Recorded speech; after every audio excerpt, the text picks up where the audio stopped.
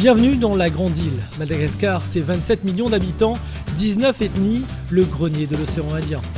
Depuis plus de 12 ans, le département de la Réunion est engagé dans le rayonnement de la francophonie à travers ses visages.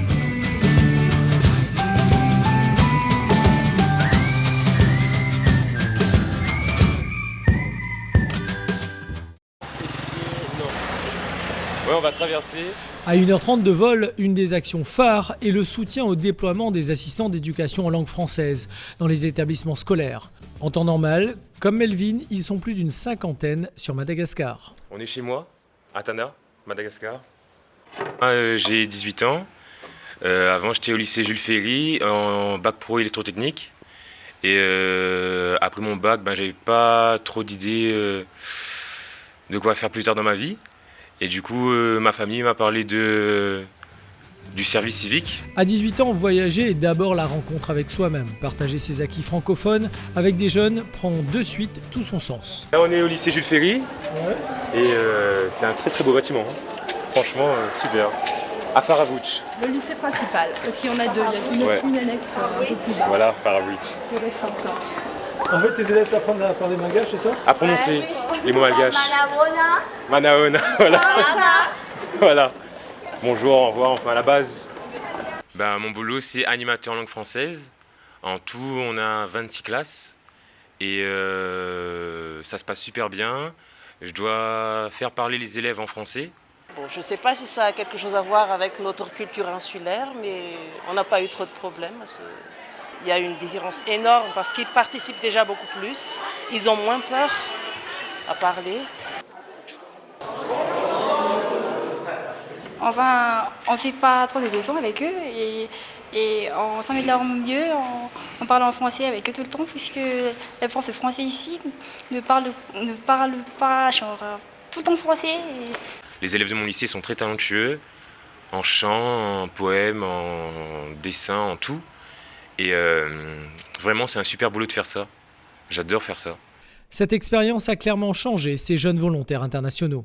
Pour quelqu'un de 18 ans, c'est sûr que partir à l'étranger, surtout à Madagascar, travailler à Madagascar, c'est compliqué, mais bon, après on s'habitue, on est jeune et on s'habitue à tout. Plus de 300 volontaires internationaux font rayonner le français dans cette zone de l'océan Indien depuis 2008. Ce jour-là, une partie des volontaires internationaux se sont retrouvés. Je suis attaché de programme éducation, agriculture, familiale. J'aide aussi des enfants en soutien scolaire. Ordinateur culturel. D'accompagner les différents AELF dans les 9 établissements sur Madagascar. On est au lycée Andoual pour l'appui à la francophonie. En langue de français au lycée Jules Ferry. La sensibilisation dans les EPP, dans les écoles primaires publiques et un club de meringue. Parmi les volontaires, Johan a un beau CV. Après une expérience métropolitaine, il voit son avenir dans la coopération. Donc je suis VSI en fait, volontaire en solidarité internationale, donc encadré par France Volontaire. J'ai été déjà VSI 2 années, les 2 dernières années en fait avant d'arriver à Madagascar en Inde. Donc j'ai été coordinateur culturel pour l'Alliance française de Pondichéry. Une mission qui s'est très bien passée et j'ai eu l'occasion donc de rebondir sur une dernière année, enfin une autre mission plutôt de VSI. Donc voilà, à Tananarive, à l'OIF. Mise à disposition par le département à l'OIF, son cadre de travail est énorme.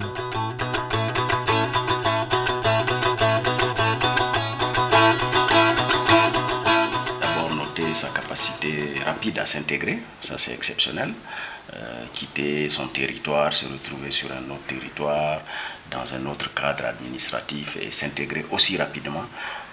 Je lui ai dit d'ailleurs quand il est arrivé, il est allé tout de suite dans le grand bain. Il n'a pas eu le temps de s'adapter. Donc c'est une bonne chose. Non, on est très content. C'est justement parce que je suis réunionnais que j'ai pu partir en mobilité, notamment encadré par le département aujourd'hui, qui encadre ce type de mission, ce type de mobilité internationale, de cette zone océan Indien en fait, qui est en plein développement économique, culturel. Et il y a énormément de choses à faire en fait, dans cette zone. Et la Réunion a sa carte à jouer et les Réunionnais ont leur carte à jouer aussi en fait. Le ministère de l'Europe et celui des Affaires étrangères ont reconnu ces actions. Un accord cadre sur la promotion du français, la diversité linguistique et culturelle et l'augmentation des échanges a été signé le 28 juillet 2020 avec l'OIF, l'Organisation internationale de la francophonie et le département de la Réunion. La francophonie est un enjeu pour nous tous. Et ce n'est pas seulement un ensemble de projets que la COI peut porter, la COI dont la langue d'usage est le français, avec l'Organisation de la francophonie, avec l'Agence universelle de la francophonie, avec les universités de la région, avec nous. C'est l'exemple du conseil départemental de la Réunion qui s'est vraiment mobilisé pour la francophonie dans des pays de la zone, aux Seychelles, à Madagascar. Il faut aider ces pays à rester francophones. Leur jeunesse est très nombreuse, leur démographie est dynamique.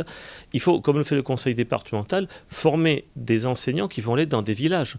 L'État ou l'Organisation de la francophonie ne peuvent pas tout à eux seuls. La collectivité départementale est ainsi résolument engagée dans le rayonnement de la francophonie. Prochainement, c'est Marine qui rejoindra Johan à l'OIF à Madagascar en tant que chargée de communication. Pour moi, c'est une occasion d'aller un peu à l'aventure, de découvrir les populations qui sont proches de nous. Et au-delà des populations qui sont proches de nous, c'est aussi des populations dont on descend, en fait. Et donc, en fait, la coopération, pour moi, c'est un peu l'avenir. Et c'est de penser, en fait, cette coopération proche de nous et cette coopération au service de l'Indian Océanie et au service de la France et des Réunionnais. En proximité avec les pays anglophones et lusophones de l'Afrique australe, orientale et de l'Inde, la Réunion, département français dans l'océan Indien, déploie ses visages, une sentinelle pour la francophonie. Mais ouais, franchement, c'est une expérience à vivre. Franchement, c'est super de vivre ça, franchement.